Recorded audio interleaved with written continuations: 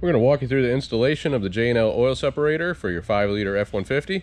Including the J&L kit is a fully assembled oil separator with quick connect fittings, a mounting bracket, mounting bolts, nuts, and screws. The tools you're going to need for installation is a 10mm socket, an extension, a ratchet, a clip puller tool. Also, you can use a pair of pliers if you don't have this.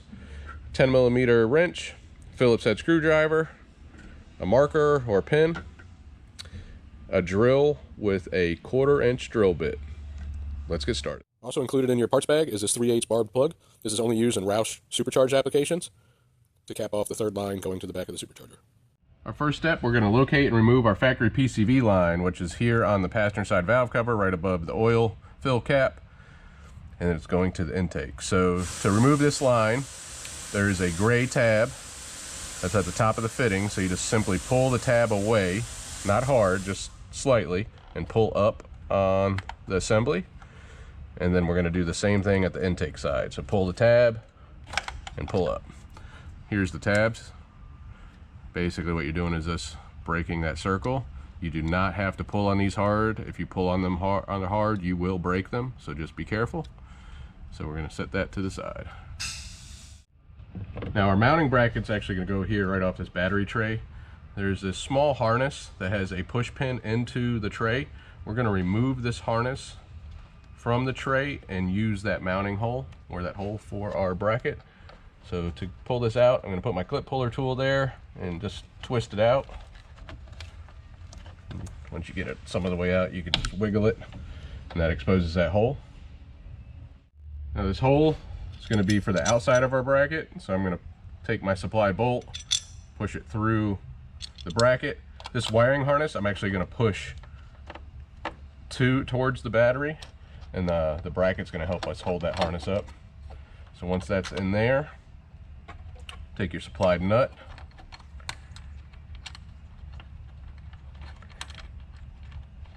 and get that started on your bolt.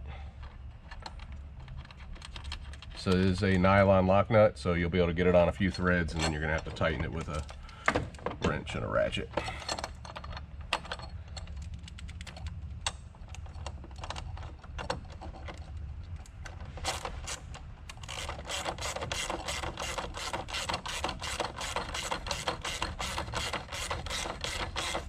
I'm just going to snug that up for now.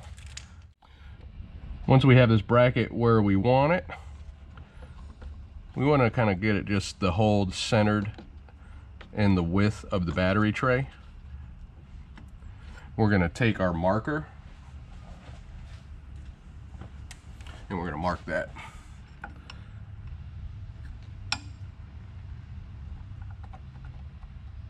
And let's mark it so it's easy to see. And then we're just going to slide our bracket out of the way, so we'll be able to see our mark, and that'll be our drill point. So now what you would do is take your drill and go to that drill point and drill through the battery tray. The battery tray is pretty thin, so it should go right through. This is a temporary installation for us, so we're not going to do any drilling into this battery tray. But go ahead, once you drill that, you're going to slide in your nut and bolt, and then you're going to go ahead and snug this bracket up the rest of the way. Now when installing the oil separator, I'm going to suggest you go ahead and push the fitting onto the PCV. And then once you have that done, that will get your can nice and aligned to your bracket here to start your screws.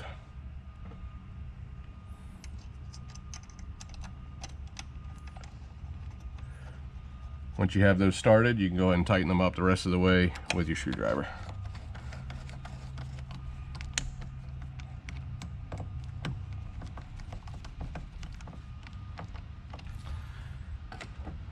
And lastly, we have our connection that's going to our intake. You'll notice that this line and this fitting could be facing this way, could be facing that way. We want to use all of this to our advantage.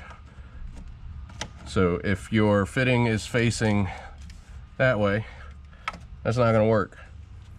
You take the fitting, between your hand and just twist it.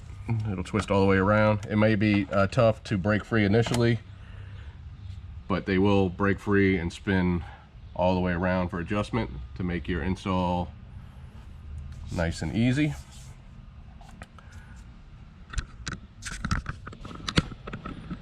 And that's all that's to it. Now our fittings actually remove a little differently than the OEM fittings. So say you go to remove this because you want to clean the oil separator. There's a button on our fittings. You may notice here, it says push, it's upside down. All you do is push in that to remove the fitting. Do not remove these clips. A lot of people pry these clips out thinking that's how you have to do it. You will break them. So just a simple push, and then to reattach, they just push into place. Same thing on the valve cover fitting.